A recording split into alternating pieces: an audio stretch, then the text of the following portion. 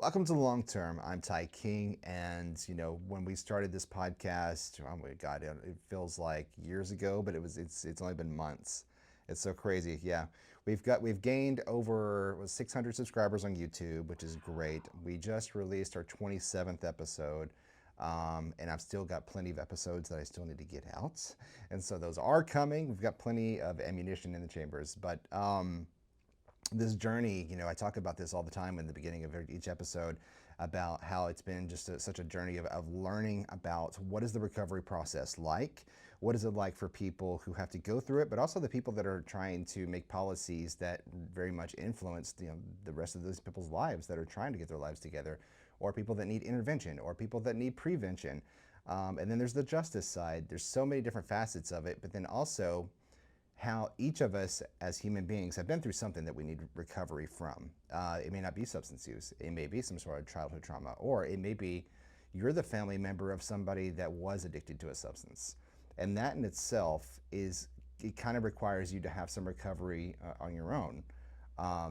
There's making peace. I know we've talked a lot on this show, about my father being an alcoholic when I was growing up, being in an abusive household, and not really recognizing that he was an alcoholic until I was an adult. Like, I knew that he had an addiction to beer. He always drank it. If there was money for nothing else, he always had money for alcohol. But not really connecting this addiction because it wasn't drugs, which is what I thought addiction was, not even connecting to what, that dependency was until I was an adult, and then learning about how you can absolutely become addicted to that and many other things. But learning from the people who have been in this field for a long time, that have personal firsthand experience, that's the best way to learn, what is the issue that we're facing, what resources are available, and how do we make a future that is sustainable and just better overall life for everyone, including the people that are going through recovery, but also for the people that benefit whenever somebody does go through a successful recovery. So all that being said, Staci, thank you so much for being on Longterm. Thank you for having me. Yeah, for sure. I've heard your name circulate in the circles for a long time. I'm so glad to have finally met you. We actually ran into each other a little early at one of the... We were both eating out of lids. Yes. They had the taco bar open, but right, no plates. No plates. And so we just started, when you're in those situations, you just sort of make do with whatever you got. Hey, you got to be MacGyver. Got to eat, MacGyver. man. Right? Yeah. And I was like, okay, you just gave me a huge plate by handing me this lid. I'm good. Like, Tex-Mex is I grew up thinking that was Mexican food. Because in Texas, that's my grandparents. They were like, hey, let's go to El Chico or whatever. And I'm like, yeah, no, so good. But I'm like, that's comfort food for me. Like, for people down here, they're like mashed potatoes and gravy and all that stuff. Yeah. I'm like, no, it's tortilla shells with cheese and sour cream and jalapenos and whole nine. I could eat it every single day. And my kids, I burn them out. Yeah. Like, no, we're not going to Casa Mexicana again, Mom. I've been trying to do some weight loss lately, and so I've been doing like meal prepping, and it's easy to make like these high protein burritos, and then I use my like vacuum sealer for those little bags and stuff, and so I just do that for the month. But I'm like, I still get to eat, somewhat. It's not nearly as many things as I would normally put on it, but I get to still eat, the Tex-Mex, and it's still healthy for me. So I mean, I think it's healthy all the way around. If it makes you happy, it's healthy, right? There you go. Okay, is that the philosophy? Yeah. Yeah, when it comes to food. So, Staci, for people who don't know you and may not have heard of you, because I know you're big here in Arkansas, especially Central Arkansas, and what you're doing with the city a lot. Who is Staci? Oh, wow. I'm just a mom. Yeah. I'm just a mom. That's my number one claim to fame. Yeah. I always wanted to be a mom. I always wanted to be a boy mom. And God gave me 2 boys. And that was my identity, those kids. And both boys were totally different and both required a different parenting technique. Hagen was my oldest, and he was my 23rd birthday present. And I didn't know what love was until I had that baby. Yeah. And so that was my drive, was raising this child to be a blessing to others. And he was incredible. But I lost him to fentanyl in March 2019. And faced with life in a world that was foreign to me. I didn't know how to not be Hagen's mom. I didn't know how not to actively love him. And now I've got to parent my youngest son in an even more different way. He had just turned 16. And even though there was a 6.5-year age difference, they were so close. And so it was terrifying. And I just decided I will not fall into Hagen's grave. And I didn't know what that looked like. The reason I think everybody goes, oh, Staci James, it's because I don't shut up. But that's been lifelong. I like to say, I wish I could call my 6th grade teacher who got on to me daily about talking, just to say, hey, see what that chatty 6th grader can do. So yeah, I could no longer focus on Hagen because he wasn't here to focus on. I focused on Weston. I focused on my daughter-in-love, who was pregnant with Hagen's son. And I saw our family and what wasn't there for us and decided to create it for others. Yeah. It's very simple. Hasn't been very easy, Right. but it's very simple. And Hagen died. Hope Movement was born instantaneously. I just didn't know it. Yeah. So how do you move on to that point? Because we've talked to different groups. There is, I wish I knew the name. I'm really bad about remembering organizations' names. But there is a group that was started. It's sort of like a recovery group, or kind of like an NA or AA, but it's for parents of people who have had substance use issues, and they meet in different states. But the process, when I talked to the founder of that, was talking about the surprising part to me was that they were looking for resources for their children to help save them. But the resources were like, hey, you also need to take care of yourself. You're also in something. And so taking care of yourself and in that impact, for you, obviously that was life-changing for you. It was, but Hagen, like so many other recovery warriors or those that are still struggling with the disease, started with trauma. And it started at trauma at a very young age. It was 2 years old, 2.5. So we had a lifetime of dealing with that trauma. And so often the trauma turns into behavioral issues because the schools and the doctors don't stop to say what happened to you. They want to go, what's wrong with you? Yeah. As if the children can fix themselves. And so I was always plugged in to fighting for Hagen and sometimes fighting with Hagen, right?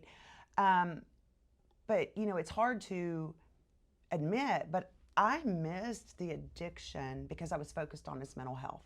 Yeah. And because I was so focused on him, I'd taken my eyes off myself, and I didn't realize that his addiction had become my addiction, that his mental health crisis had become my mental health crisis. Yeah.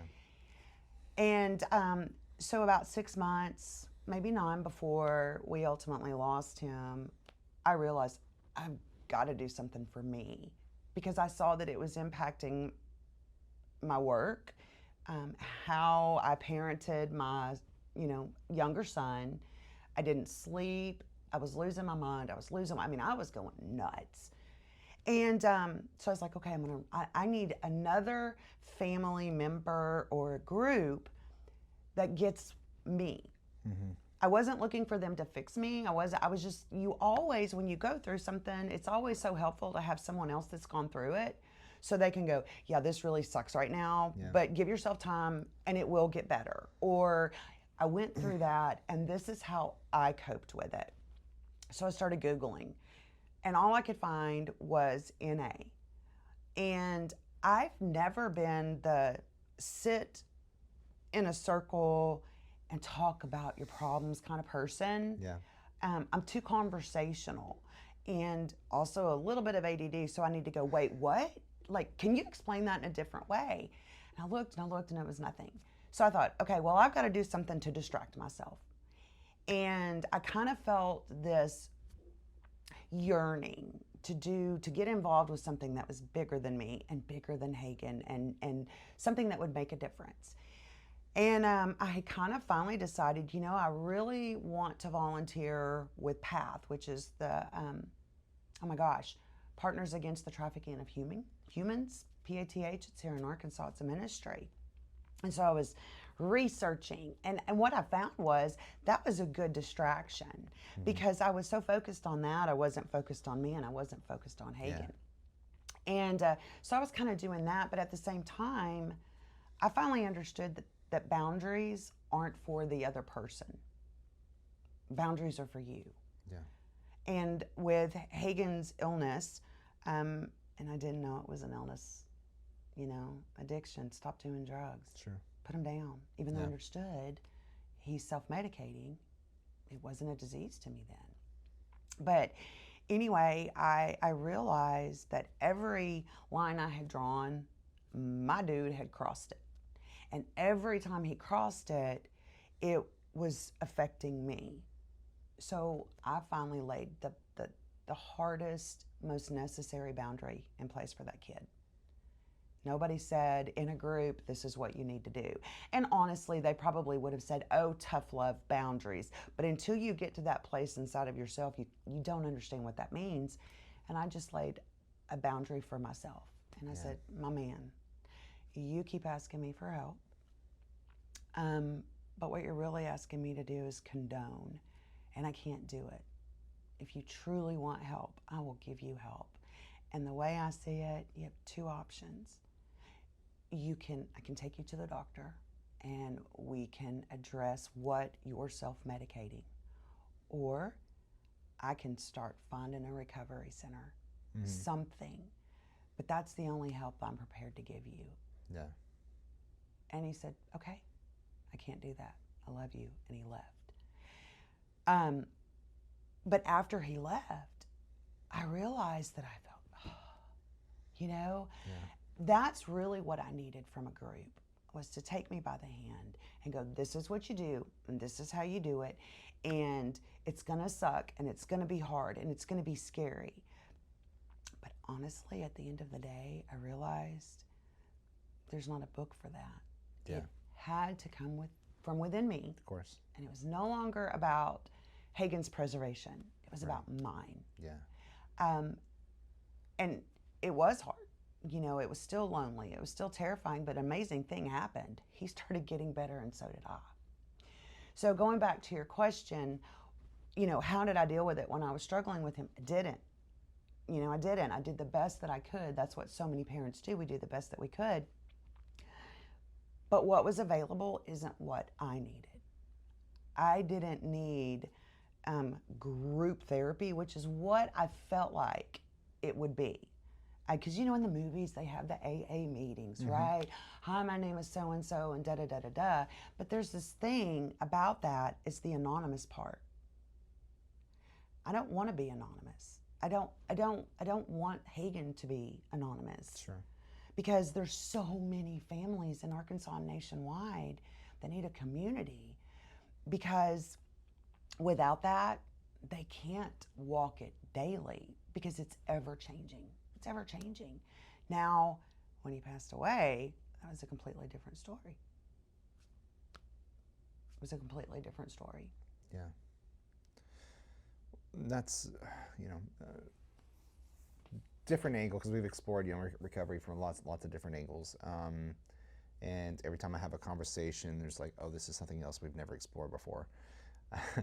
And this portion of what you do is so unique to anything I've heard, because I've gone to several other states and interviewed several different organizations and leaders and, you know, lawmakers, but like, yeah, the family members that are affected by the substance use, and even as the parent, but you're right, like consistent with, just like recovery is not a, you know, one size fits all thing. I think it's going to be the same thing with you and your child and the relationship that you had. Like the last the last time I was sitting in these chairs, and last week we recorded an episode with somebody that had been in 17 years in substance use, and like had a really good close relationship with her mom her entire life, but she kept going to jails because she kept getting arrested for the same thing: possession, possession, possession, possession.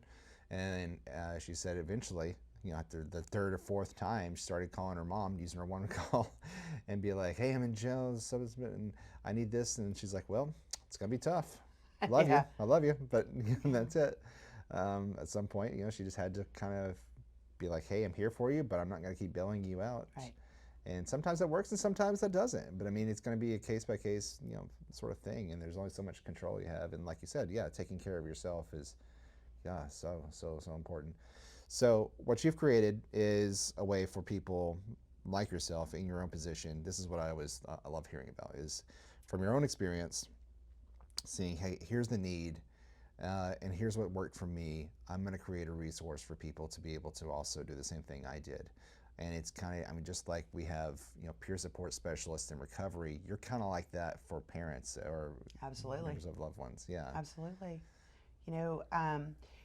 And because it isn't one size fits all in recovery, grief, I love what you said in your intro, because you said we're all recovering from something, and that doesn't diminish the battle that recovery warriors fight to get where they are at all. But at the end of the day, right, we have all had our lives destroyed in one way or another by these substances and by what it does. I will say that when Hagen was struggling, again, it was mental health. It's so hard too, because when you are talking about the disease, you have to focus on what did that disease do to him and what did it do to your family. And it overshadows how amazing he was. And that's what addiction does, right? It overshadows how amazing all of these individuals are. And as a parent, we're fighting to get that version of our loved one back. And even as a sibling or a spouse or a best friend, it's not exclusive to parents. But because each individual is so unique, that's why there are so many paths. We're all created differently. We're all wired the different way. And so that's what I love about recovery, is that it isn't one size fits all. And so some people need MAT. Some people choose, the NA. Some people want to do faith-based. And then some people want to turn around and become peers. It works differently for everybody. Yeah. Same thing with how we're recovering. Yeah. The difference is, I think, with this grief, like, okay, we're going to do 2 lanes on this highway, right? Here's the recovery lane. Yeah. The recovery warrior, alive and fighting to keep their sobriety. And this is the grief lane, okay? Both have shame. Both have guilt. Both have the sense of failure. But what's over here is that we can no longer strive to get better, for our loved ones to get better. And there's a finality to that. And it's almost plugging along, doing the same thing, but this one can keep going, and death stops us. Having said that, I watched the recovery community cross over to our lane, because my family lost one, but the recovery family is losing multitudes daily. Yeah. And that's heartbreaking to me. Yeah. So we really are on the same highway. It just looks differently, right? And it's for these families. I've heard, y'all, listen, you wouldn't believe the horrible things that have been said to me about my parenting. I've had the Bible thrown at me so many times by people that I'm certain never read it, because if they had read it, they would never have yielded it as a weapon, right? And blame. Well, what they don't know is I fought with everything I had in me for him. I fought. I don't know how not to fight.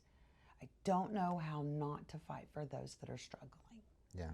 And that's my story. So my pain into purpose, what empowers me, what gets me going is community. Same thing that the recovery community has, right? That accountability. Keep going, you got this, it's a bad day, but it's the same thing. And I wanted to create the community that welcomed anybody that had been affected by, I have other words I can use. I'm going to say illicit drugs. Sure. Okay? It destroys individuals, it destroys family. And the thing about Hope Movement is that it is I could show you pictures, like our monthly meetings are shenanigans.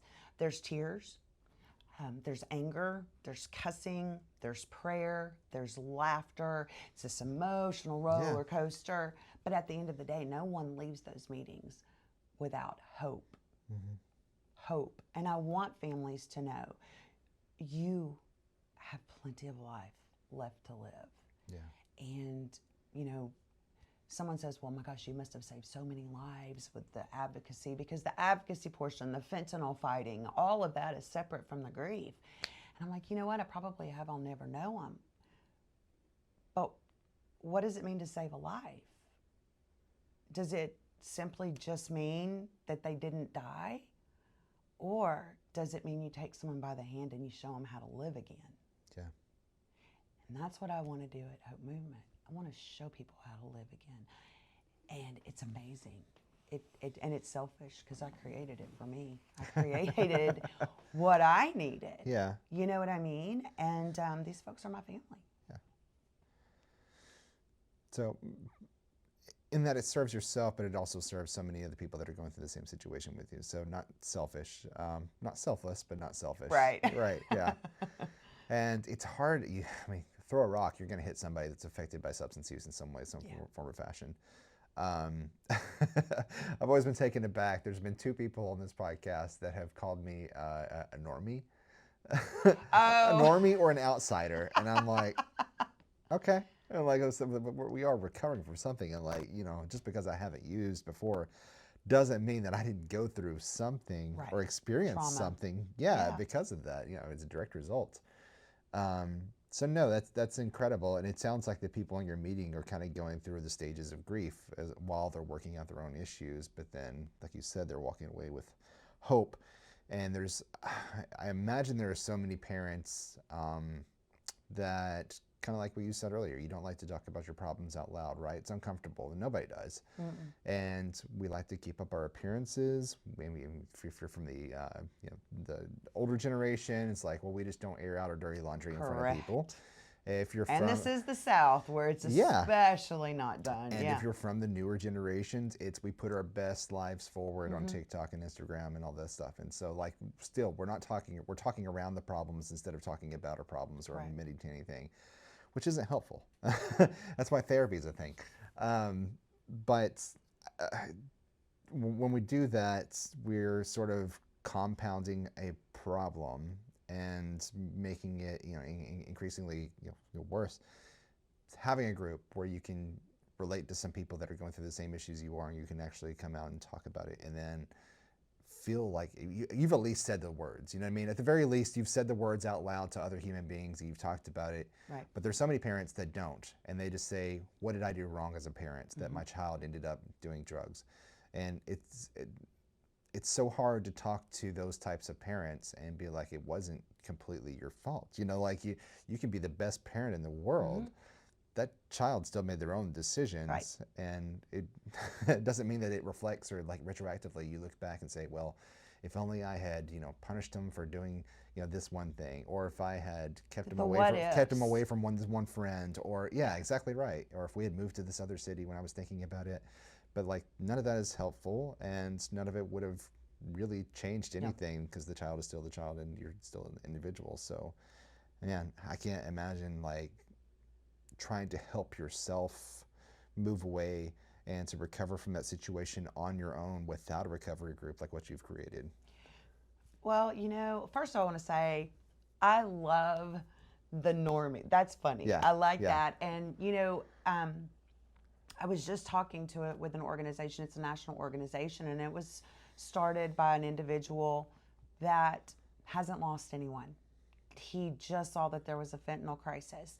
And he's like, we've got to do something. But he was getting pushback from, we call them angel families, and just different people. They were like, you can't advocate against something that hasn't affected you. Right. And now I know what to call him. But what I told him, I want to tell you, we need more normies in this fight. Yeah. We truly, truly do. And that's what I told, I didn't call him a normie, but I was like, you don't understand. We need more people that haven't been affected that will fight, because here's the thing. If you're in recovery, and I mean no disrespect, I mean, No. the recovery community knows I adore them, but they have to fight the stigma of, oh, they're an addict. Yeah. So their voice may not be heard because of that stigma. Yeah. Same stigma applies to me. Oh, her son died. She's probably just grieving horribly. We're not gonna. So addiction has, in some ways, discredited us all, because people across the nation are more comfortable thinking it could never happen to them. Right. So let's not listen. Yeah. But if you're a spokesperson, and this other individual is a spokesperson, they're going to maybe listen to you a little bit more, because they're going to stop and go, well, wait, why are you in the middle of it? Sure. Do you understand what I'm saying? I do. So I did want to say that, and thank you for being a normie. No, truly. Yeah. We need more normies. For sure. Because, I mean, how can you have too many voices? How can you have too many voices fighting and raising awareness and making it a conversation that everyone can have? That's one of the, one of the main reasons why we started the podcast, because I myself wanted to learn about recovery, but also like we need to get the message out there to people.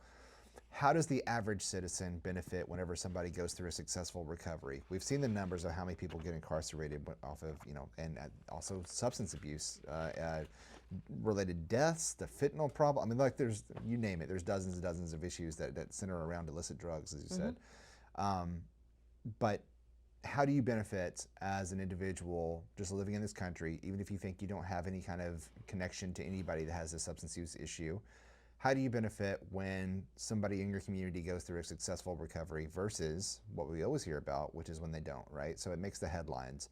We hear about somebody got busted in this drug ring, or they are going back to prison because of this, and then you'll see it's posted on KARK on the Right. Facebook or something, and then I always go to the comments just to read. Oh, I don't. You're a brave man. They just piss me off. It gives me a sampling of like, how does the general community on here feel about this, and you get a mixture. You get the cruel like laughing emojis and stuff, but you get the people that are like, well, serves them right, don't do drugs, blah blah blah blah blah. They got busted a long time ago, or yada yada yada. And so, but there are other people that are like, hey, shouldn't judge them based on that. And also, there's all these recovery resources that they will have available. This might save their lives actually going by prison. And so the people that go through are like a truly successful recovery, I've found, and we've interviewed plenty of them on here. I've met plenty of them in person. The meeting that we were at just a couple weeks ago, there's lots of them there.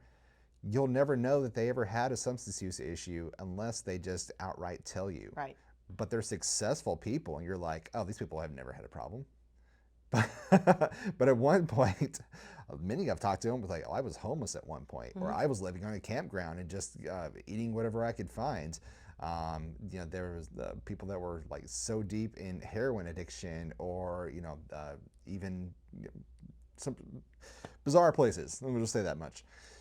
But you would never see them in their nice clothes, well-spoken, obviously takes care of themselves, nice hair and makeup, and then just like this person looks really put together, and you kind of feel like, oh, well, they've obviously had it made in life, but no, not at all. But those people, they benefit you, because a lot of those people become a pillar of the community. They become this portion of leadership, like Kyle and plenty of other people that are there, right? And so like they're doing great things in the community, and your life absolutely benefits off of that.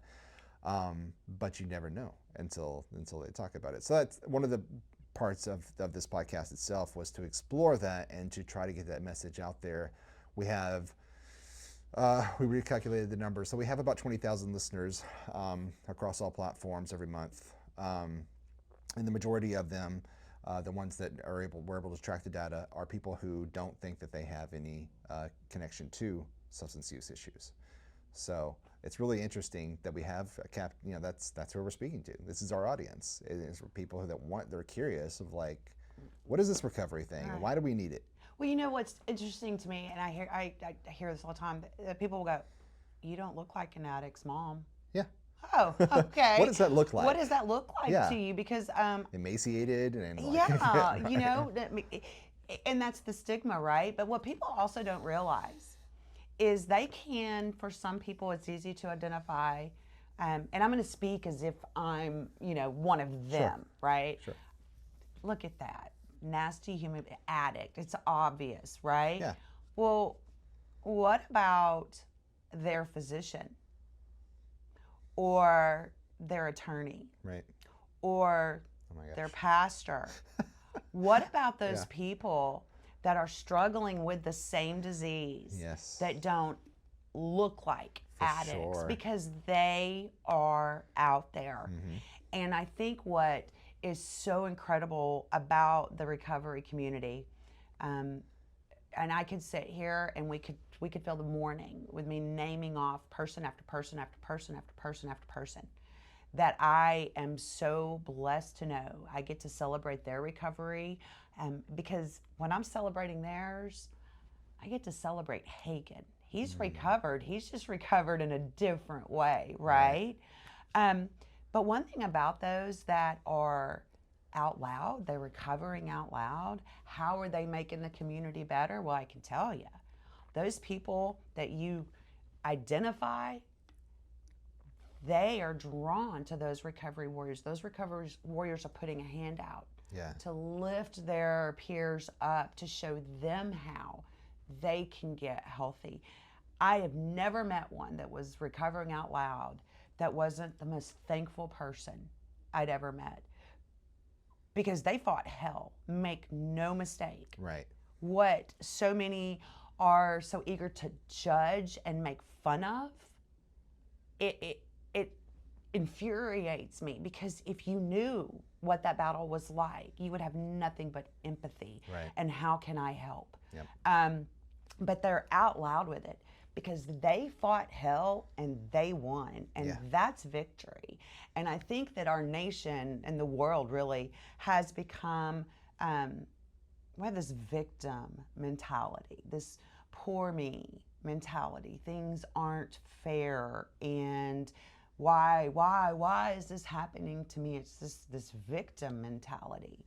Well, all of these recovery warriors were victims at some time. Yeah. And they rose up and they became the victors. They defeated that bondage, they defeated that trauma, and they are the ones that are the lights in the community. Right. You need that kind of joy walking into your office, man. You know what I mean? Yeah. And I think that, again, if an individual who hasn't been touched really took the time to understood what happened to you instead of what's wrong with you, it would terrify them, because they would realize that they're not safe. Yeah, absolutely. And we were saying, like, when somebody that's in recovery and comes in, like you said, you need that sunshine when it comes in. Another portion of that is a lot of them are so much more aware of themselves than the average person, because they know, oh, one slip up and like this could all come crashing down. And so they know what's at stake. And because of that, they usually end up being the best employees you could ever have in your life, or a coworker. And I've spoken to plenty of people that I'm like, what do you look for when you go to a job? Because a lot of them, if you have some sort of, you know, if you're on paper, right, if you can be tracked that you were ever incarcerated, right, you know, they still ask it to you when you go in for your job interview, you know, have you ever been convicted of a felony crime? And if so, then they have to talk about it. We've got to change that too. We've got to change that. They shouldn't not be able to get a job because of a mistake that they made. So you would think that would make it would be like, well, I'll just take whatever job's available to me. Whoever will hire me, that's where I'm gonna go to work. But I've spoken to so many of them and just asked them about that question. They said, no, they said, I had to look for a place that, of course, not only would accept me, but also was going to give me accountability and the boundaries that I needed to keep my life together.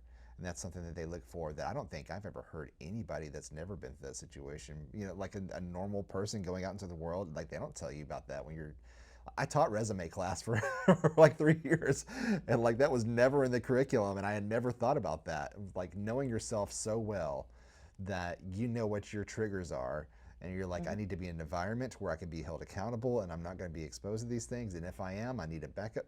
Like that's not something we think about when we think about following a career. And so it's so amazing. That's I think the ones that do find the true successful recovery, like they excel so much and so fast and so high that you're like, oh, if you just met them and never knew that, you would say that person has never had a problem. They went straight to college, they got their degree, they followed their career, they know somebody at the top, whatever it is, But no, they've worked their ass off, and they know themselves so well that they know what they need in an environment, no matter where it is, at work or wherever. Yeah. And the same thing can, I think, be said too about, families of loss. I'm not the same person that I was prior to losing Hagen. I was a paralegal, and I had this type A personality and this organized mind. My house isn't organized, but my mind was organized, and sitting behind a computer, and I loved my job. But I know today I could not function with that type of responsibility, with being confined to a desk, having the weight and the deadlines, and it's not something I could do. I mean, don't get me wrong. I have plenty of stress with Hope Movement Coalition, but it's different, and I choose it. But our families have to be mindful of that. We have to be mindful of what shows not to watch on TV. That might be a trigger, but I hate that word. So an activator, right? Something that is going to set us back, because like with the recovery community, they're soaring, right? Every birthday they get after they get clean, that's a celebration. Well, on this side of it, those birthdays still come and go. Yeah. And now we've got another day. We've got the Angelversary Day. And so family members and friends have to be mindful. Holidays. There's so many things about our life that changes that we've got to be able to know what we can do and what we can't do. So knowing the structure, needing structure, and having that all in place for a person in recovery when they're looking for employment, we have to do that in a completely different way. That's what addiction has done to us. We have to be mindful of what stressors there may be, how we would be able to handle that stress. We have to worry about whether or not we have something major coming up on a birthday or an angelversary. We have to completely redo holidays now. Oh, yeah. Do you see what I mean? Yeah. And so it's coping mechanisms is what it is. It's coping mechanisms. It's taking the time to sit with yourself and do the checklist of the damage that's been done and what you're going to do about it. And then doing something. And then here's this list of how I'm going to stay where I am. And it's all about self-preservation, right? And protecting that peace, protecting the peace. And that's what we have to do, all of us, because life isn't going to stop hammering away at us. Yeah. Life is not going to stop putting people in situations. Trauma is going to continue. Heartbreak is going to continue. All of those things that push us back, we've got to learn how to fight and stay where we are without someone in recovery relapsing, or a family member that's lost someone crawling into the bed, what they think is just going to be for the day because they're sad, but then a week later they're still there. So it's the celebration part, and that's kind of what I try to do with Hope Movement. I'm going to celebrate. Yeah. We're going to sing happy birthday. We are going to say, we've got a mom that's getting ready to graduate from college. There will be graduation parties. there are shenanigans in life, and I keep my energy level at a 10 because the majority of the people that walk into those meetings are at a 2. Yeah. And I gotta bring them up. They've got to give themselves permission Sure. to laugh and smile and have a good time. So the celebration happens, but we got to work a lot harder to celebrate and overcome a lot more Right. to be able to celebrate. Yeah. And that's what we try to do. I'm not done yet. I don't want to, like, and not even with the advocacy, but with life. You know, Hagen left when Tyler was 3 months pregnant with their son. Yeah. I got a 5-year-old, fixed to be 6-year-old grandson. Wow. I want to play hide and seek in Walmart. Mm-hmm. I want to sit on the back porch and blow bubbles at each other, right? Like, Yeah. I want to live. I've got a now 22-year-old, coolest dude on the planet. My big geek nerd, love him so much. He is a beautiful human being, and I want to be present for him.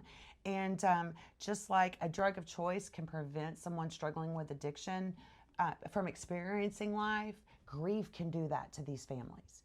Because it's not just grief, it is traumatic grief. Like there's a difference from having a loved one that has struggled with a physical illness, and you have that time to prepare, right? There may be a little bit of hope there, but terminal is terminal, and so you have that time to prepare.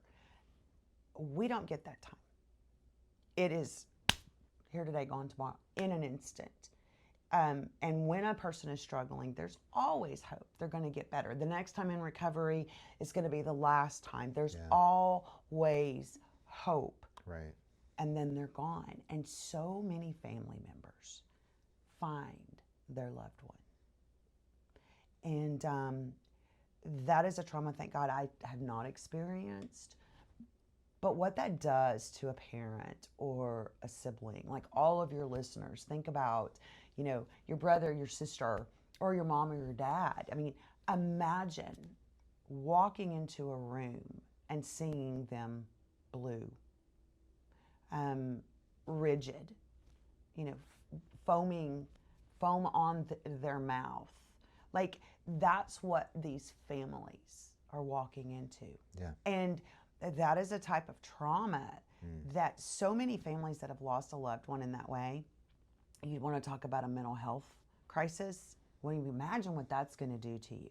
So we are fighting for all of these families. And the cool thing about our peer program is that every single person has a different story. Every single person that's gone.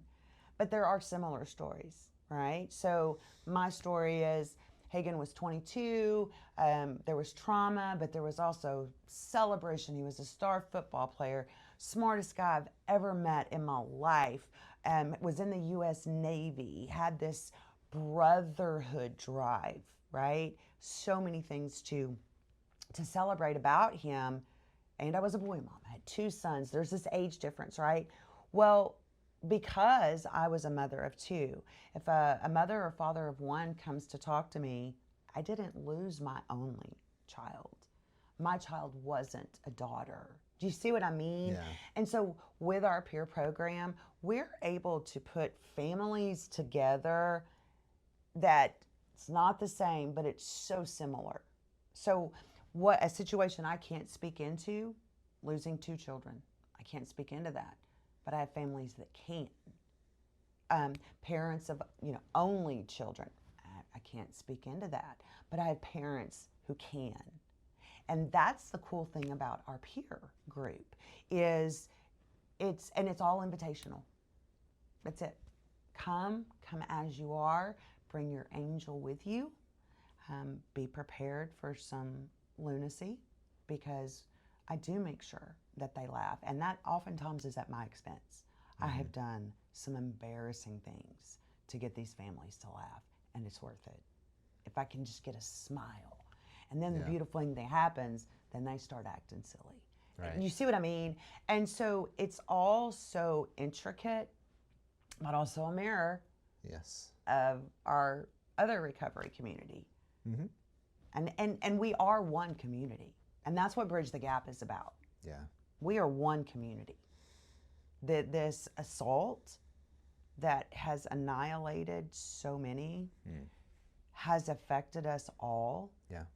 And one of the cool things, and I love this, I love working with recovery. I don't get to do it as much now as I used to, just because Hope Movement has gotten so big and we're going national. And so that is a full-time 7-day-a-week job. And so I don't get to do as much as I used to. But when I would go and talk to these amazing people, it was always so cool to me when we got through, somebody would come up and they would go, "Oh my God, you just made me see my mom in a completely different light."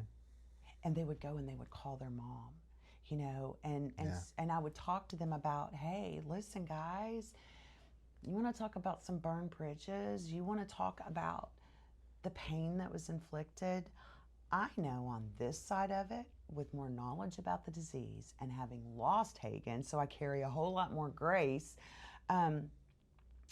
they were devastated. And your mom or your dad had to do what they had to do without the understanding that it wasn't you, it was the disease. Yeah. And to be able to work with them and talk to them and give them a mother's perspective that isn't loaded with the, how could you do this to me, right? That starts healing that relationship. And sometimes it does, sometimes it doesn't. And that's absolutely tragic to me. But that's kind of why, like, when someone says, "Staci," and it's a young person in recovery, I'm going to turn around and I'm going to throw my arms around them just like I did Hagen, because they need that maternal figure encouraging them. Don't give up. Keep going. Keep going. But once they understand the damage that was done, because addiction does make you very self-centered. It makes you very, so does grief. So this is not, excuse me pointing a finger, Right. but I watch it, right? It makes you so focused because you're brainwashed. It has hijacked your brain. It's noisy. This is all you see. So you don't see the damage that's been inflicted until after you come out from underneath its hold.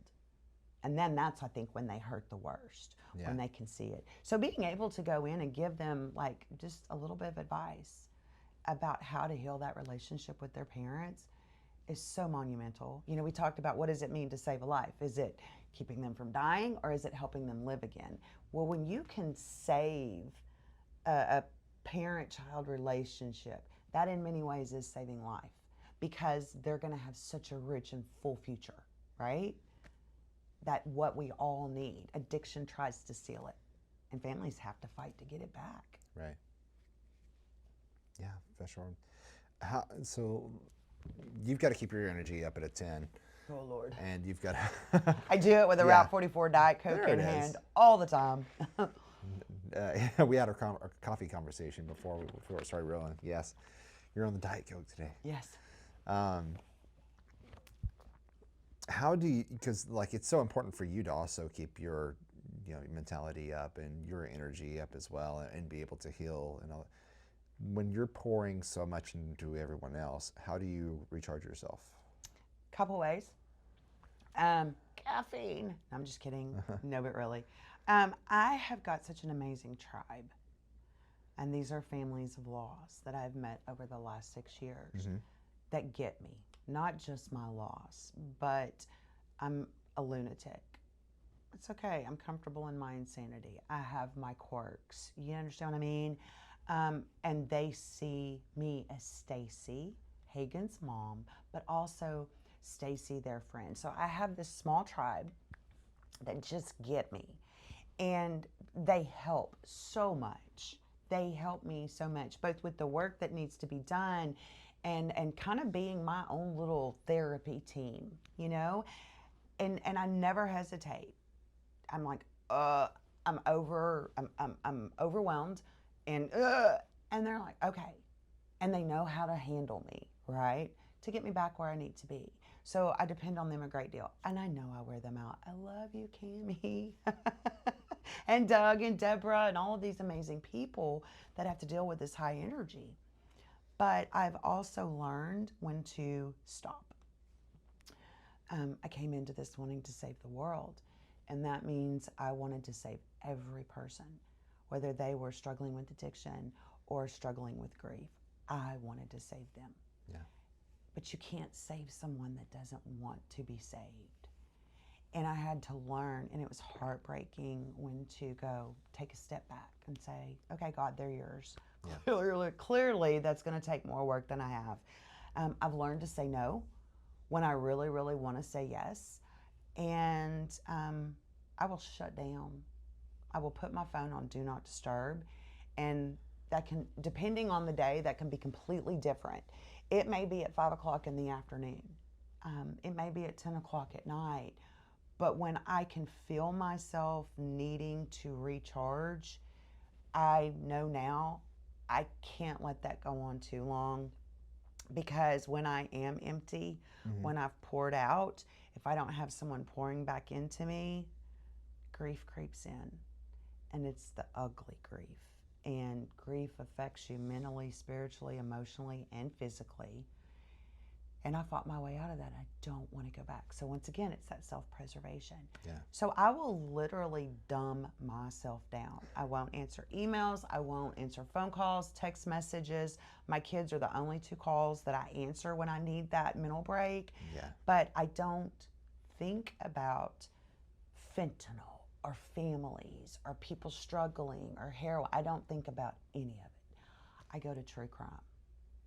And I will listen to, I'm serious, I listen to podcasts where I can hear how other people are fighting for justice or for something good, but I'm just listening. And I play little games on my phone to disconnect mentally. And I only have to do that, every so often to where it's really, but then giving myself permission to walk away is not easy. Right. It's not easy. But when I poured out, okay, so bridge the gap, this is the fun thing, is that I'm on from about 5:30 that morning until probably 11 o'clock that night. It's an all day, Staci is at a level 10. And the people, my God, I love the people. I love the hugs. I love the conversations. But I will not speak to one human being, not one, for about 3 days afterwards. I get it. Yeah. You get peopled out. My social battery will be depleted, and people can't charge it back up. Yeah. Solitude can. Yeah, I call myself a fake extrovert because I'm really an introvert, but like I realized it was so essential to have, like, it used to pain me to have small talk conversations. Oh, I still hate small talk. Where I'm like, why are we talking about the weather? We're in the same place at the same time. We're experiencing the same topographical. Like, yes, it's hot. Yeah. It's hot. Okay, let's move on. Yeah, why are we talking about this? But I understand, like, some people need that to break into like the deeper conversations. Anyways, but yeah, I start off out here, like you're saying. I relate it to the same way. I got a social battery.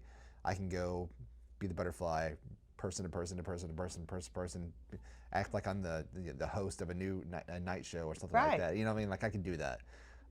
But while I'm doing that, my battery is draining, and at some point I've got to go to a dark room by myself and just completely disconnect and recharge, or else you're not gonna like, I will be intolerable. I will just be cranky and just the opposite of what I've been all night. Yeah, for sure. And I think it's an introverted extrovert, or maybe it's an extroverted introvert. Yeah. You know what I mean? Because I'm the same way. I can't imagine people that get energy from talking to people. Like, I can't imagine that. Well, I mean, in that lane though, it is, when you're having a conversation, when you're connecting with someone, and the conversation flows, like, before you know it, you're matching that energy level, right? You can learn so much from people about yourself. Yeah. If you listen to someone talking, you can go, oh my God, I'm the same way, and not realize it. So it doesn't always drain me. It's the constantly, hey, how you doing? And just go. But in my world, there are tears involved. Yeah. And there are hugs, and I'm hearing the stories, and they're emotional. Where, to the point where most people, what are we calling you, a normie? A normie would hear 1 or 2 of those stories and be like, oh my God. They couldn't handle hearing what I hear on the reg. Sure. The details, the horrific details. And that's what I hear. That's what wears me out. I love talking to people. joking around. Like that was my personality before. But I'm also going to disappear. I get fussed at all the time. You never answer your phone. You never respond to a text. Well, I got 33 texts today. I'm texted out. Right. Right? It's just, it goes back to, and this applies to everyone in recovery, grieving, or the normies. Man, know what your limitations are. Be aware of them. Yeah. And respect them, because when you don't is when your mental health starts to tank. Yes. And ultimately, we all have that problem. For sure. Right? Yeah. And so it's just getting to that point where you're like, yeah, no, I don't want to feel like this. And giving yourself permission not to feel bad, not to feel selfish, because I'm taking a time out. Yeah. Fix your own dinner. Right. I have no problem with that. Can I ask you about something you said earlier? It may be irrelevant, but you say you don't like the word triggers. You like activators instead. Why is that? Because triggers, you hear trigger, and a gun. There's a trigger on a gun, right? Well, what comes that projectile that comes out, right? The triggers to me give it too much credence to the damage that it's going to do if you go, oh, it's a trigger. But instead, if you say, it activated my grief. What did it do? It wasn't a trigger to the point where it's going to push me back to March 19th, 2019, but it did activate that part of me that I don't like feeling that way. I know a lot of that goes to with the training from the Trauma Research Institute and understanding the community resilience model and how trauma affects your central nervous system, and there's a whole thing, right? Yeah. But we can control our nervous system, and that is just one of those ways, is identifying for what is well, this just activated me. And it sounds all frou-frou and new agey, but I'm telling you, an activation looks different for everybody. You can activate me and take me back to a memory that's unpleasant, or you can activate me and I'm going to come out fisticuffs ready to fight. Like, there's just different things. But a trigger to me just indicates maybe you don't have any control. An activator is, yeah, you do. Yeah. We all have that control. It's just learning how to control it that is the hard part. I like that. It seems way more accurate than, when you put it that way, for sure. Yeah. So we are in Little Rock, Arkansas. And one of the main things that you're behind that I've seen, but I've never been to, is when the bridge lights up purple. So this Bridge the Gap event, and I know there's another one coming up very soon. That's why I wanted to get you on the show beforehand so that we could talk about this. What is Bridge the Gap for people that don't know? Bridge the Gap is, it's so hard to explain, but I can't talk about it without smiling. It took on a life of its own. Sure. I don't understand why people love it so much. You don't understand it? Okay. No, because it's hot. Yeah. And nobody likes hot. We're not selling it so far. Yeah, no, yeah. But here's the thing.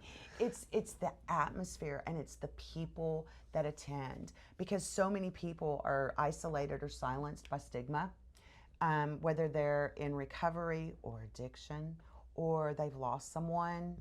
And there's just this big, beautiful atmosphere of everybody coming together in unity. And I think that's what and I love it, don't get me wrong, but it's not, it is what it is. I just plan the thing and I get up there and I run my mouth, and that's really how I see my involvement. It's the people that attend. And there's so many times that I've been overwhelmed and I'm like, oh my God, I'm so tired. And do I want to stay in this fight? Do I want to continue dedicating my entire life to trying to make people understand this disease? Or do I want to go to work and be a secret shopper at Walmart or whatever? And sure. But it's the people that attend Bridge the Gap that keep me engaged, and I see it grow every year, Ty. We started out in 2020, I expected 25 people. There were over 200. And so I think it just started in 2020? Yeah, this is our 6th annual. Wow. Okay. Oh, yeah. And it was me and Christiki and Paula Cunningham. It was just like, hey, let's do something. Yeah. Well, and then we got to do something. So we're all kind of bumbling around. What do we do? What do we do? And I'm standing there and I'm looking at I'm like, I have to bridge the gap between recovery and the grieving families to create one community. And so we did that for a couple years, and it was very small. It was in front of the Clinton Library. More and more people came. We didn't even have a sound system the first year. And so it's grown and it's grown. And then in I got to get my years, 23, 24. In 23, Hope Movement received opioid settlement money through Arkansas Opioid Recovery Partnership, and it was a 2-year funding.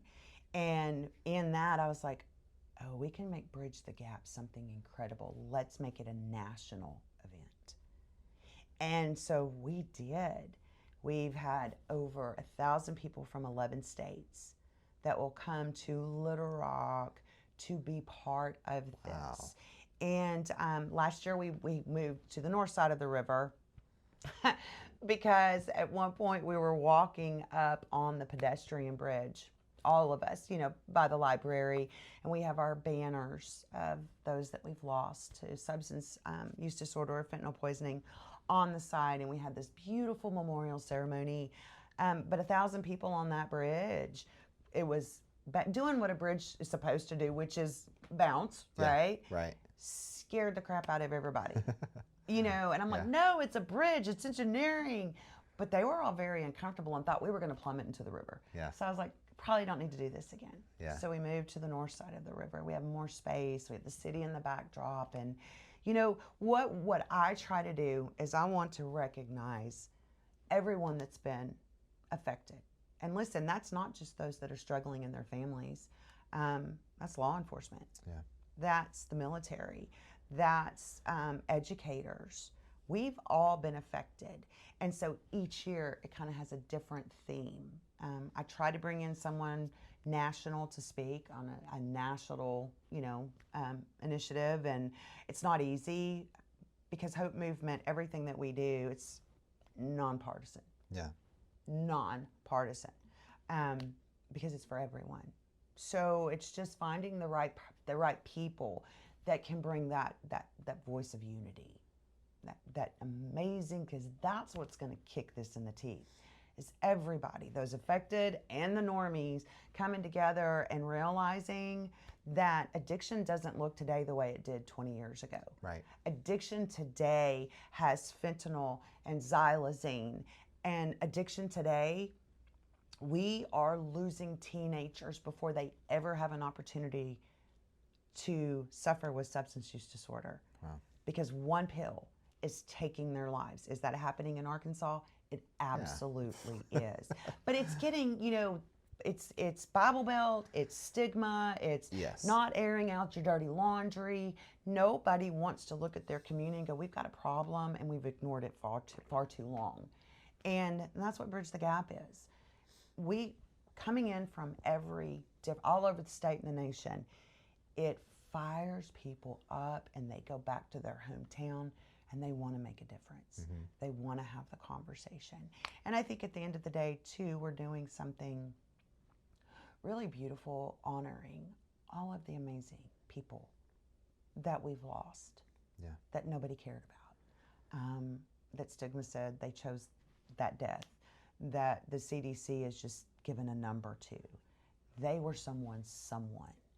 And, Hagen, great football player. And I used to love to hear Hagen Jones, number 33 with the tackle, like hearing his name, right? That's what every person, every parent loves to hear. And that's what we bring to these families. When we started reading the names 4 years ago, I had 80 names. Last year I had over 200. And these are the names of individuals whose family has reached out to me. Mm-hmm. That list is going to continue to grow. And with over 4,000 that we've lost in the last 5 to 6 years, that's over 4,000 families in the state of Arkansas. Right. That just haven't come into our fold yet. But I think one thing that everyone needs to understand is this. On our banners, the Can You See Me Now banners and the Lost Voices of Fentanyl banners, there are children of pastors and preachers, pastors and professors and law enforcement and DEA agents and teachers and doctors and lawyers and judges. Like, it does not care. It does not care how much money you make. It doesn't care if you raised your kid right or not. Right. It does not care. And it sounds like fear-mongering to say no one's safe. But the fact of the matter is this, no one's really safe from, they just had some guy stab 12 people or 11 people in a Michigan Walmart, right? Yes. Okay, so everybody hears that. So they're probably going to walk into their Walmart a little more aware. Right. Or right? the Devil's Den thing that just happened. Exactly. Yeah. We're not asking you to buy something that we're selling. We're asking you to be more aware, and it's no different. Yeah. Kids in college experiment. The experimentation for me 30 years ago in college looked like a beer bong. I'm just going to tell you. It looked like a bottle of Boone's or Bartles and James, right? Yeah. I didn't have to worry about when I opened it and took a sip that it was going to kill me. Right. It was, but today, the pills, there's liquid fentanyl. Yeah. There's so many dangers that kids cannot be kids. They cannot be stupid kids. And parents need to know to have the conversation. Ellison's mom, Carrie Clay, she's an Arkansas mom, Carrie is, and she says Ellison was 17 when fentanyl took her. It was her second day of senior year. And Carrie says, I gave her the safe sex talk. I gave her the talk about, the safety, the driving precautions. I talked to her about don't drink, but if you do, don't you dare get behind the wheel. Yeah. Because I knew to have those talks, but I didn't have the do not take a pill from anyone talk. And ultimately, that's what happened to Ellison. She thought she was taking a Percocet to go to sleep. And the next morning, her 17-year-old best friend found her dead in her bed. Do you see? And so those are the things that aren't talked about because, oh my God, addiction. They don't want to hear that it's a disease. They don't want to hear that it could happen to them. But I mean, come on. Don't you want to know that you need to add something else to your checklist to talk to your teens about? We're already having to add, that online safety. Yeah. Our kids are being preyed upon. And one of the weapons they use is fentanyl. Yeah. The thing about it is that they are preying on innocent kids. They're also preying on innocent individuals who are fighting a disease. My son did an overdose. He died with 5 times the lethal dose of fentanyl in his system. Yeah. He was not seeking fentanyl. He was doing a line of coke that he didn't even purchase, and it was laced with fentanyl. And that 22-year-old who was doing phenomenal, who knew he was going to be a daddy, who had the worst behind him, died. He was murdered. That's what fentanyl is. That's what the xylazine is. And people don't want to hear it. They think we're excusing away choices. This issue is not moral. It's not a parenting issue. It is not a spiritual issue. It is a humanity issue. When we are losing 22 high school students a week, Ty. This is high school students, okay? 13 to 18. These kids, some of them didn't even get their driver's license. They weren't struggling with addiction. And what stigma does is when it silences someone in recovery and says, oh, you're an addict, I don't need to listen to you. Or it silences me because, oh, well, you lost a son and you probably didn't parent him well, so I'm not going to listen to you. Yeah. It's silencing a message that schools and youth groups and parents and coaches need to hear to talk to the kids. Because they don't know. Their source of news is TikTok or Snapchat. Yeah. That's it. Right. And they're listening to other teens. So if they're not hearing, they're not warned, they're not aware, and they're dying. Right. And so, at the end of the day, this unity that we try to bring together at Bridge the Gap, one voice can make a difference maybe in one life.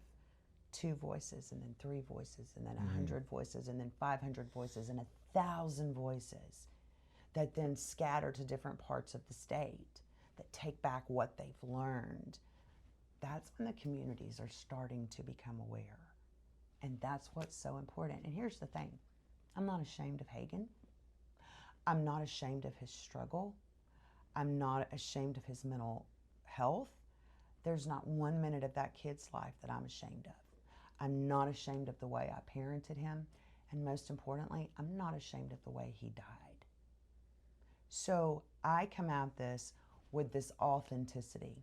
I'm just sharing how I feel.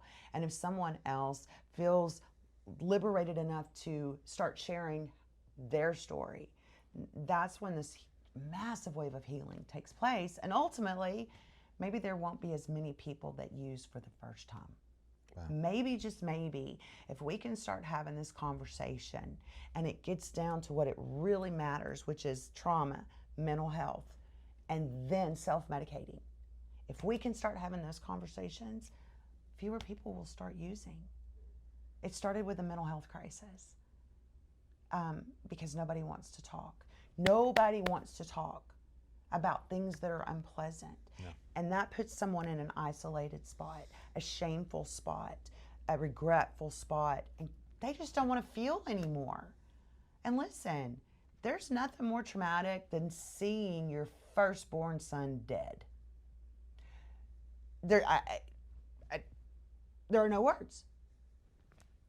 And I had 2 choices.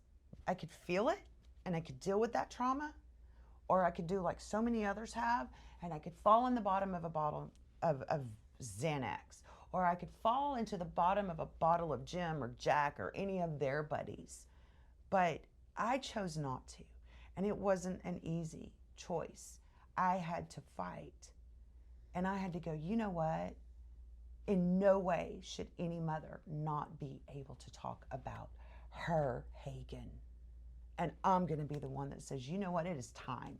It is time to start talking about this disease. It is time to start talking about how we stigmatize the mental health crisis. It's time to start owning responsibility, that we are all responsible for where we are today, because we have become a nation, a world that doesn't care. Yeah. If it's not in your house, you just don't care. You don't have time to care. Well, look where that's got us. The analogy I use is growing up, we were raised by our grandparents. And listen, I could not get in trouble. I couldn't do one thing wrong at school or at the park, because before I made it home or got off the bus, my grandma knew about it. Because people said, hey, Staci was up to no good today. They let my grandma know. That was community child rearing. Sure. Is what it was. And we don't do that anymore. No. We don't. And that's our problem. We can fix it. We just have to talk about the problem before we can fix it. So I talk about it. And I talk about it at Bridge the Gap. And, you know, this year our theme is Rise Up. I've got young people that are speaking. I have, she's now a sophomore in college who lost her uncle on her 16th birthday. Yeah. I have another college student who lost her childhood best friend. You know, that's what we don't talk about. Sure. You know, when you're that age, friends are family. And I have a young man that was a captain in the Army that shared with me, not a captain, I don't know what his rank was, but he was an officer, who shared with me the struggle of watching the guys in his command struggle with substance misuse. Yeah. And they're all young. And why? Because that generation has to clean up this stinking mess. And that generation is going to be the generation that has the voice and so creative. I mean, this generation is so creative, and there's so many things that they have now that we didn't have when we were kids. I mean, the studio. Can you see this in the 80s? No. Then it had to be person to person. Yeah. They've got that opportunity to silence the stigma. And that's what I want to die. I want stigma to die a slow, gruesome, horrific death alone, just like my son did. That's what I want for stigma. Because at the end of the day, it's stigma that's killing people. So that's what we do at Bridge the Gap. And it's fun. My daughter in love came for the first time last year. Declan, my grandson, was just too little to be out running around. And, he's got that element of he lost his daddy. Yeah. And so that is a very delicate, we talk about Hagen all the time. He sees pictures, and we're not hiding that he's gone, but a 5-year-old cannot comprehend how or why he's gone. So I waited for her to decide when she felt like Declan was ready. She came last year, and she walked around, and she goes, you know what this feels like? And I was like, what? She was like a church function, how everybody comes and everybody knows everybody, and the kids are running around blowing bubbles, and there's just this conversation everywhere, and you're just happy to be here, and you don't even know half the people. And that's what Bridge the Gap was to her, and that was the highest compliment. Because I see everyone in this state as family. I was born and raised here. My children were born and raised here. My son died here. And I have a grandson that's growing up here. We got to heal Arkansas. Yeah. And I love this state. And not in a woo pig suey kind of way, which don't get me wrong, everybody loves the hogs. But I love the people. And I love that Arkansas is like one big small town. I like that whether you're in Northwest or Southeast, there's this commonality that's just understood. We're from Arkansas, and we just do things different here. And that's what Bridge the Gap is. It's saying, y'all can talk about who you want to talk about. You can put your head in the sand and act like it's not going to affect you. But I want these recovery warriors to celebrate their recovery.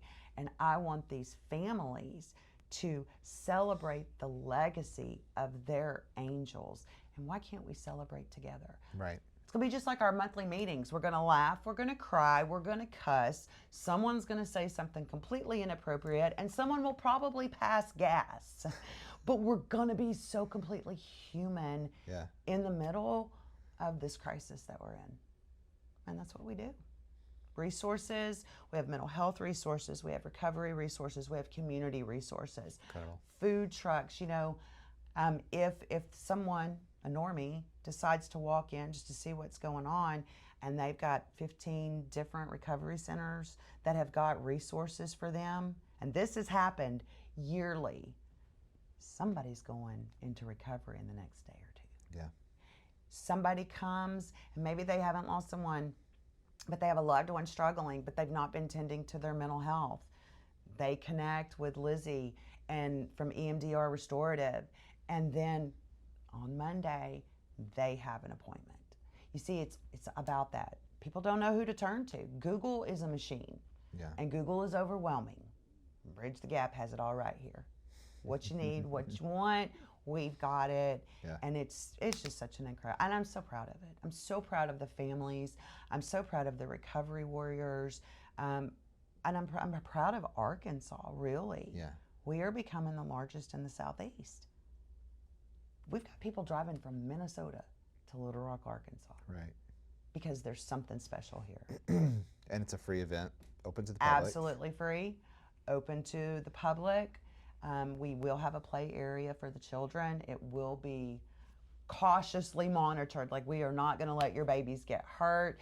But, some of the stuff that's talked about on the stage, it may not be fitting for kids like Declan.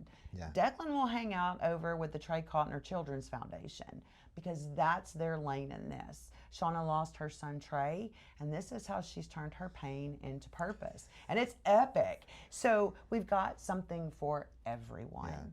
And food trucks, we will have Wolf Street and Natural State Recovery will be there.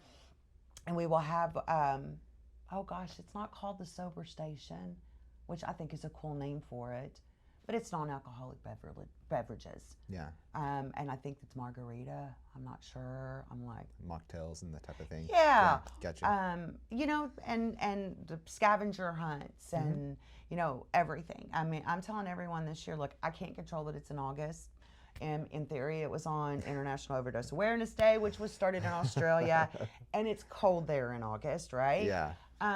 So bring an umbrella, bring your chair, come and watch the kids play and blow bubbles and catch lightning bugs. Yeah. Stay for the memorial service.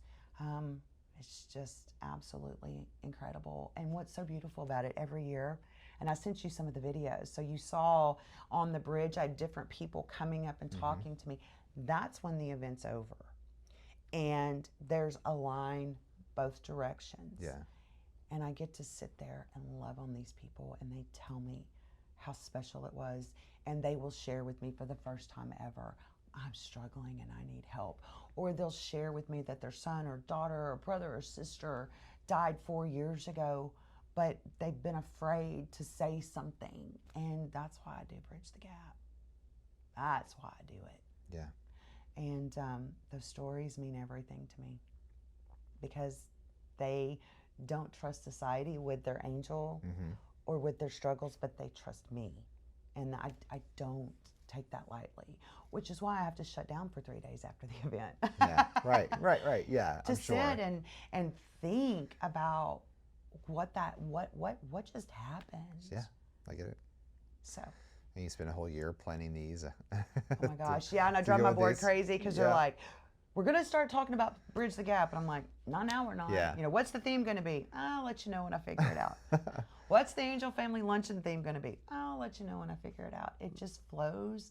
And the cool thing about putting this event on in the Angel Family Luncheon that we have earlier in the day is that it's the people that come into my life throughout the year that help me find that theme. It's hearing those experiences and going, you know what, we haven't talked about that yet. Here's our theme. And the same thing for the Angel Family Lunch. It's that they get to tell me what they need, and then I get to put it together for them. So that's something about the recovery field that I really love, and I think what really, I don't know how to put it. Like I may be a normie, but I feel like I found, you know, people that I like. I like being around. You know what I mean? Where it's everybody is doing exactly what you did, which is you had this experience, and then you sort of pay it forward by creating these resources for other people, and you're helping yourself while helping others. And for this event to be free, open to the public, you've got all these different organizations that are coming together because, and like you said, the daycare area, because somebody had you know, some sort of connection to substance use that may not be the core of what their business is about or their organization is about, but because they have that connection, they're willing to come out there and contribute and to volunteer and to do all, and be a part of something where it's not. It's the only thing I've found where there's not a whole lot of, how to put it politically correct. They're not trying to pull a dollar out of your pocket. You know what I mean? No. And be like, come lean on my shoulder while reaching your wallet. You know what I mean? It's not those types of things where it's like a get rich off of somebody else's grief type of situation. It's we know what it's like. We've been through these situations, and we want to help you. And we need each other to heal. And exactly what you said earlier, like Arkansas needs to heal. These people need to heal. We need to talk about these issues. And so it's still really incredible that there are that things like this happen, you know, that it exists and it's real, and that it's not oh, that sounds too good to be true. Come see it. Yeah, and you know, whenever, yes, there's all of that, but in the recovery community and in my community as well, in this one big community, we are so protective. Yeah. If I get the feeling that one of the vendors or maybe somebody that wants to sponsor the event doesn't have the purest motives, I'm like, yeah, I won't do it. Yeah. Because I know what my people need, and the recovery leaders know what their people need. And you know, I didn't set out to be the protector of the grieving families of Arkansas, but I quickly became that. And because they've been through enough, so as those that are in recovery, we've been through hell. You're going to find more grace, more understanding, more authenticity at this event than anywhere on the planet. And it is because we've been through hell, and we have this deeper appreciation, I think, a deeper understanding that if it happened to us, it can happen to someone else. And look, and I'm sure recovery can say this too, I have been lambasted for what I do. And I've had fingers pointed at my parenting, and those very same people 3 years later are calling me. Yeah. Because they're in the situation that I was in. And I don't take it personal. That's stigma. That's what it does. But yeah, no, this event is just, it's fun. Yeah. I can't explain it. It's fun. We have music playing, and it's really not about who's on the stage. It's about just being there Yeah. and knowing what it signifies, what it represents, Sure. and just kind of not giving a crap what anybody else thinks. The recovery community, they know how to do that. You don't like me, I don't care. Yeah. Me personally, look, man, I have faced my worst fear. I buried him in March of 2019. If you have a problem with me, I'm so sorry, but my people-pleasing days died in March, right? I don't care. We're bringing together these people. Right. And that is our community. Of course. It's amazing. I'm glad you're coming this year, and I'm Yeah, really I'm glad that excited. you're filming. And Yeah. I will be so hoarse by the end of the day, worse than I am Yeah. today. And it is emotional. Right. It's interesting. It's fun. It's beautiful. Yeah. It's hot. Yeah. So I'm telling people, you know what? And I've marched to the White House in July with 600 national parents. I know, hot. And Yeah. and April Babcock, the founder of Lost Voices of Fentanyl, she made a very interesting comment. She said, you know what? All these people that say, oh, it's too hot to come to one of our events, I just want to ask them, was it too hot for you to go to Disney World in August of last year? Yeah. And I'm like, oh, that'll burn. Yeah. But, I mean, it's true, you know? And so I'm telling folks, you know, Yeah. bring your neck fans. And I'm still holding out hope and praying. We have yet to have a year, this will be our 6th one, where it was so incredibly hot that we just couldn't function. Yeah. So, and I believe he can do it again this year. Yeah. But we do. We encourage the neck fans and the towels, and bring your cooler, please. No alcohol. We do ask it to be alcohol free. We want to respect those that are in recovery. Yeah. You know, we also ask, there are people that are, you know, medical marijuana users. I have no problem with it. But at this event, that odor can be an activator for someone in recovery. Right. It can be an activator for one of the parents. And Yeah. I mean, honestly, we don't want the young kids to smell it. So we just, you know, and that's really it. Right. Those are the only rules. Just come, Yeah. hang out. And I think that more normies should. Poor Normies. Yes. I will never not use that term now. Yeah. Any main sponsors this year? Oh, wow. We have Arvest Bank, Okay. Conway Regional Medical Center, Blue Cross Blue Shield. I'm trying to think, Partnership to End Addiction. My chair of development's going to kill me because I don't have them committed to memory. Several of our recovery, you know, natural state recovery, Wolf Of Street. course. Who else? You're going to get, somebody's going to be so mad at me for not. And also we have several different, EMDR restorative therapy is one of our counselors. Oh, okay. I mean, sponsors. But we also have just people in the community, just small businesses in the community. And what's really cool is our food trucks. Last year was the first time we did that. Yeah. And before they left that night, they said, can we come back? Wow. They understand what we're doing. Yeah. They did well, I know, but I think also it was just the atmosphere. Yeah. It just is so attractive to people. It is. So I get it. Yeah. It draws me in. Yeah. When I go to like these conferences and that type of thing, Yeah. where it's like I don't know. It's like people that are willing to talk about these things, but also you don't have a whole lot to worry about when you're around them. You know, you don't question motives. You don't question because they wear it on their sleeves, recovering out loud, right? And then like it's on their shirts or whatever. Like they are actively waking up every single morning and saying, today I am deciding to make my life a positive force in this world. And they go out there and you get to see them. And then like when you have a whole room full of people or a big event outdoors, and it's amazing to see. And you don't think that it's real. And I think the older you get and you don't see it firsthand, the more, I don't know, fantastic it seems. You know what I mean? Like this isn't something that's a utopia that somebody wrote in a book or something, but like it's not built on positive experiences. It's rising up from the ashes of something really terrible. Right. But it's created something really good in the after effects when that community comes together and tries to heal and bring that prevention and intervention and Right. justice. So And yeah. understanding and compassion and Yes. and I'm really excited that you're going to come to the Angel Family Luncheon because Yeah. that, we have our program, the You're Not Alone program, and that's where we help offset the cost of funerals and offer Right. PTO assistance and help those families that have littles that have been left behind. And Yeah. so the work we do for the families, we have a complete case management program. And people want me to do an elevator pitch on Hope Movement Coalition.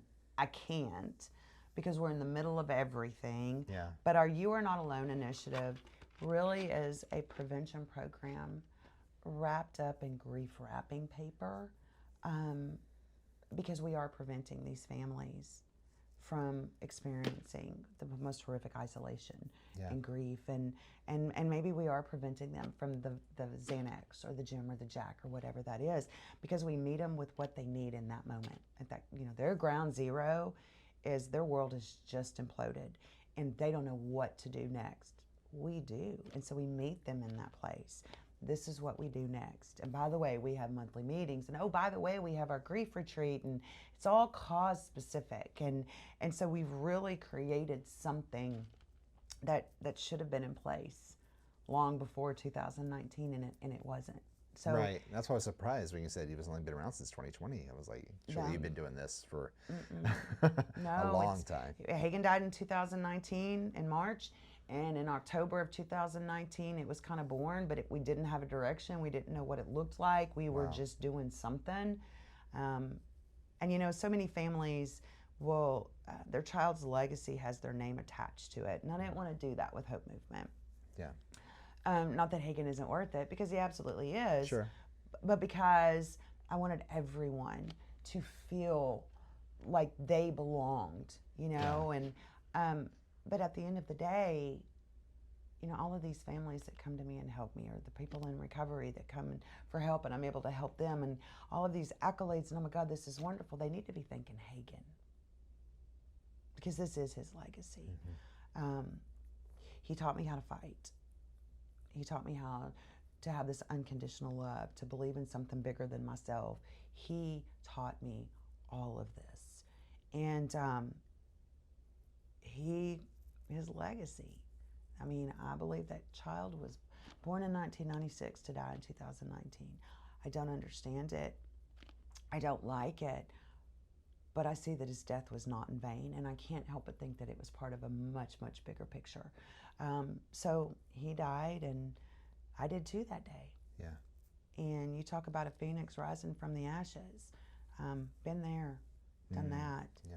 After spending about 2 solid months in the laps of Jesus, refusing to get up because I didn't know how to live without my child, and there was not one human being on the planet that could help me. Right. Even if Hope Movement had been there, it was Hagen, and he was mine. And Hagen was somebody different to me than he was to his brother, than he was to his dad. He was different to all of us, and I went through hell, and I came out, and I owe it all to Hagen because I wasn't this person before he left me. Yeah.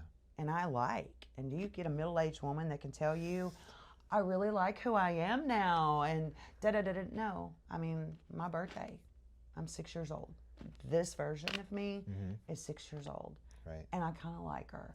And I know she's a lot to handle, and I know she has a big mouth, and I know that she's very obnoxious, but I also know who she could have been. Yeah. And I'm going to take this version of me every day. So Hope Movement every day heals me because every day it's the hug I can't physically give to Hagen. I'm still fully intent on when I do get to see him again. There'll be a stiff arm to him first. I want to meet my Savior and thank him for carrying me and for doing this and for doing Hope Movement. But then before I hug my kid, I'm going to throat punch him. Throat punch, then hug. Yeah, throat punch. Yeah. And then hug. And then I will have the honor of getting to know my son. Yeah. Because trauma took that away from me at such a young age. Yeah. So it's all about perspective. And those in recovery, they can look at their battle in many, many different ways. but their perspective is going to make the difference in their recovery. Right. Always. That's the beautiful thing about what we've got in Arkansas. Yeah. So, Staci, thank you so much for everything you do, but also for coming on and being able to talk about your story and to share that and share the resources that you have available to anyone that is going through these same issues. I really appreciate it. I appreciate what you do. I'm so glad we finally got to meet and sit down and talk and learn about what you're doing. Love it. Love everything about it. Well, thank you so much. Yeah. I appreciate the opportunity. I really do. Oh, for sure. And I appreciate what you're doing for the recovery community. And I appreciate what you're doing for the state and being that person who hasn't experienced firsthand. And I know with your daddy, you did experience as the victim, right, of the family member. But having you come in and you're dedicating your life to a cause that, because you know it needs to be done. And that's so huge. If we could get that buy-in from the media and law enforcement and the schools and the small towns, it would make such a big difference. So thank you for doing what you do and being a cheerleader for the recovery community. Yeah, for sure. And giving them this platform to tell their stories, because there's so much power in telling a story. Just a small thread in a big tapestry, and it does take us having those conversations and so many different organizations and all those people you just mentioned, all of us working together. That's what it's going to take to actually heal and to get recovery. So yeah, just doing our part is bare minimum of what I could but do. it's really, don't sell yourself short. Yeah. Thank you. If you're listening to this podcast episode through audio, you can find us on YouTube. Search for Longterm, a podcast in recovery. It'll come up. If you're watching this on YouTube, vice versa, we are available on all the podcast platforms from iHeart and Apple Podcast, and you can find us on YouTube Music and Amazon Music and wherever you listen to your podcast. The most important thing about growing this show is not just the subscribes and comments and rating us. The most important thing to do is to share this message with someone that needs to hear it. If you heard Staci talk about something here today and you know somebody, maybe it's a grieving parent, maybe it's somebody that is part of a family that they're experiencing someone that they love who is in substance use, or they lost someone to substance use. Maybe it's someone that is looking for a way to help people that are in those positions. Share this message, share this episode with them. The worst thing that can happen is they won't listen to it. The best thing that can happen is it'll save a life. So that one little share button, it helps us grow the message, it helps us grow the show, and it gets the message to the people that need to hear it and to help us make the difference, that tapestry I was just talking about, right? So it widens that. I do appreciate you tuning into this every week when we drop episodes, and we will definitely see you in the next episode.